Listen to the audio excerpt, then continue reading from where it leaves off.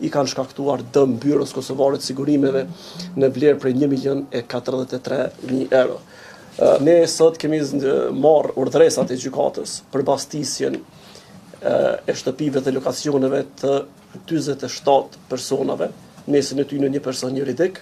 dhe po ashtu mund të konfirmoj para ju se këtij aksioni ka paraprir edhe aplikimi i masave të veçanta hetimore. Fjala është për keqpërdorimet që janë bërë në Byrën Kosovare të Sigurimeve. Cak i hetimeve, në mesin e hetimeve pra janë ish drejtori ekzekutiv i BKS-s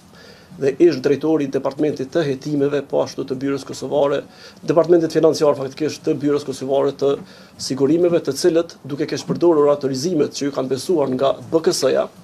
ju kanë mundësuar personave të ndryshëm, përmes personave të ndryshëm dhe vetvetes që të bartin transakcione të ndryshme, ku kanë arritur përfitimet më dha për vete dhe i kanë shkaktuar dëm të madh Byrës Kosovare të Sigurimeve, po ashtu kanë keqpërdorur autorizimet ekonomike dhe kanë përpiluar dokumente të falsifikuara, të cilat ne deri në këtë fazë kemi vlerësuar që